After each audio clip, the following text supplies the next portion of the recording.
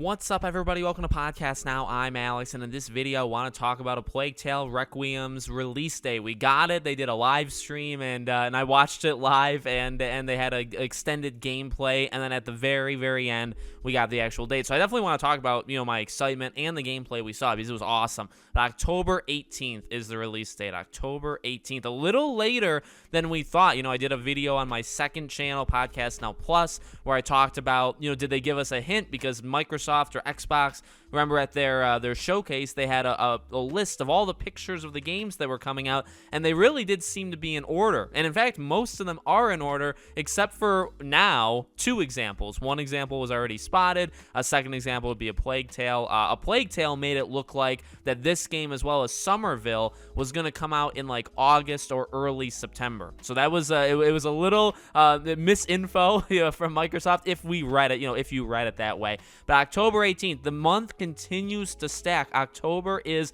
a packed month. You got the Resident Evil DLC, you have Call of Duty, you have Gotham Knights, you have Forspoken. October is honestly nuts. It's actually too packed when you consider September and even November isn't really all that busy. October is the month that you're going to reach into your wallet and there'll be no money in there. That's really what that month is going to be. As for my excitement, as for the rest of the stuff we saw, I mean, the game looks phenomenal. A Plague Tale, in a sense, is honestly one of the most I think underrated, in the sense that I just don't really think enough people know about it, including myself. I never even played the game when it first came out, but when it came out, it was on Game Pass and it was a PlayStation Plus free game of the month. That's how I played it. I mean, people need to play that game. That game is incredible, from storytelling to visuals to characters, and even gameplay. And the gameplay obviously is much more refined and added upon here. The game is phenomenal. The game really is kind of an underrated game of the year quality that I don't think you think it's underrated once you play it.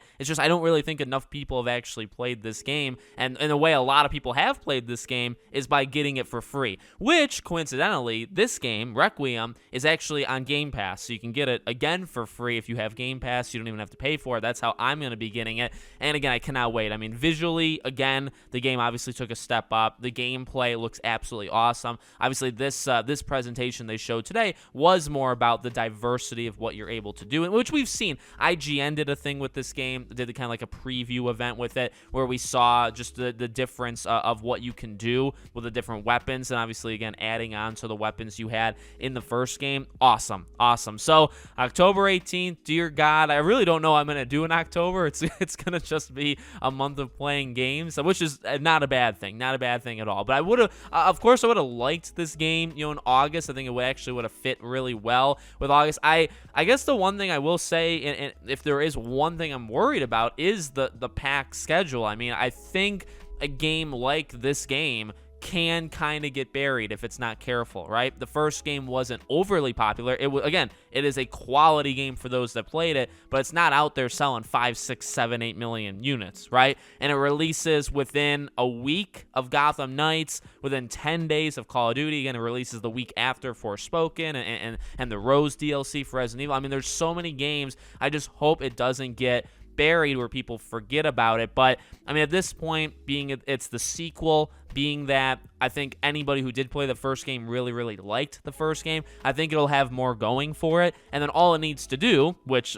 albeit is actually a feat, because it needs to do this, it needs to be good, right? The game needs to come out and it needs to be a really special game. And then word of mouth, and it being on Game Pass at launch, right, for a huge audience, that should help. That should really help this game. So let me know what you guys think. Make sure you guys are subscribed, bell icon turned on so you know all these videos go up. If you want to follow me anywhere else, all my social media is in the description below, along with our Patreon. And if you want to support us there, we have Patreon and we have YouTube memberships, the join button next to the subscribe button. Thank you guys for watching, and I hope to see you all on the next video.